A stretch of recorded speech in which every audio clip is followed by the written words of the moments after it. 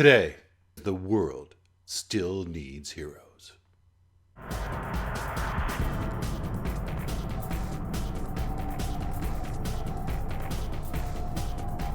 Hello and welcome to Kevin's Commentary on Comics. Today I am going to talk about a 70s series that didn't last very long, but it had quite an impact on me and I think a couple other people out there in the whole comic book universe, as I got a request, at least one request, to do a review of The Champions. Now, in October 1975, Marvel, I think probably taking an opportunity to cash in on the popularity of the Avengers, launched the series called The Champions. Unfortunately, the team wasn't clearly as popular as the Avengers were because the series ended with issue 17 in January of 1978. So for those who don't know, the team consisted of Hercules, the Black Widow, the Angel, Iceman, and the Ghost Rider. They added a few characters toward the end of the series, including Black Goliath and Darkstar, but those five were the main characters for the majority of the run. Yes, a limited 17-issue run.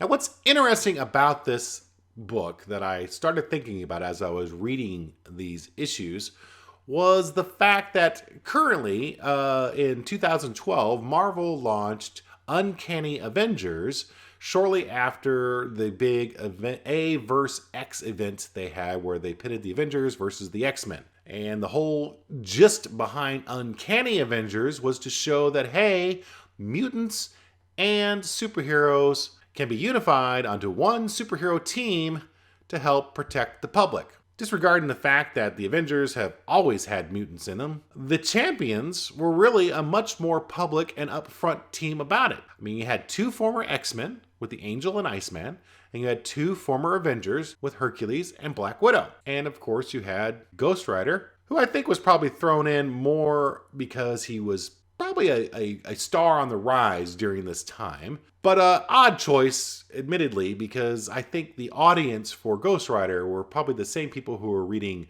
Werewolf by Night and The Tomb of Dracula around that same time. But it was interesting because this was The Champions back in 75. There's an actual scene in one of the comics where Warren Worthington, the Angel, announced the Champions at a press conference, just like the Avengers did almost on a regular basis to announce a new lineup. So they were really kind of following the Avengers theme, but it was interesting the fact that it was a mutant hero team, much publicized, just like the Uncanny Avengers are apparently doing today. So the team came together when Pluto, Ares, and Hippolyta released various menaces from Olympus, such as Harpies, Amazon warriors, and Cerberus. They did so because they wanted to get Hercules to marry Hippolyta and Ares to marry Venus, the goddess of love. Now, as it happens, Venus was apparently a professor at UCLA. Hercules just happened to be giving a lecture on mythology, what does it mean to you, at UCLA at the time. Also, Bobby Drake, Iceman, and Warren Worthington III, the Avenging Angel, had just started their college careers at UCLA. The Black Widow was also applying for a job at the time to teach Russian at UCLA. And Johnny Blaze, the Ghost Rider, was just tooling through on his motorcycle when all of this stuff happened. Convenient? Wow, I'll say so. So the newly formed team fought Pluto for about 3 issues before deciding that they were going to become a team.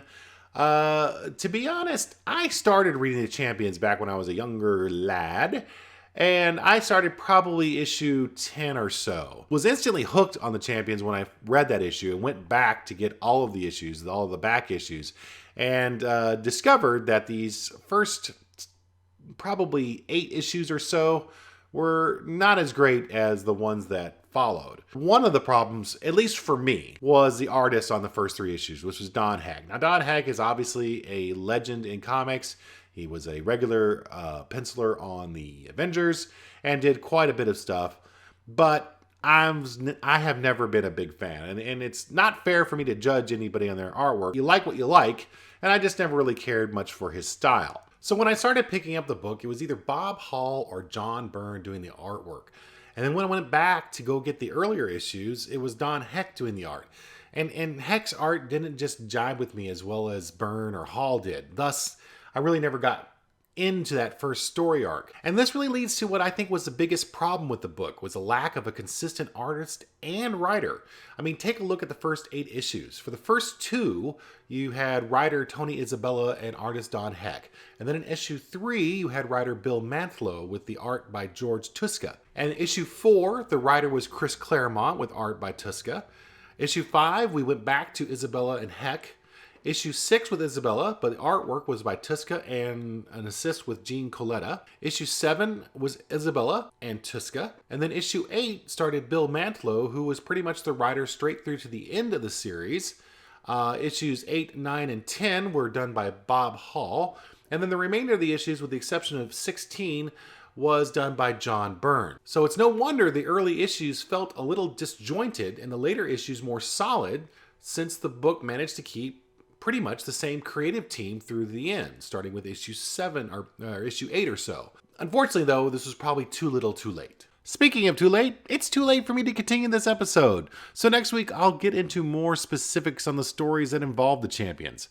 I really felt I needed to set some groundwork here on why I felt the series didn't take off.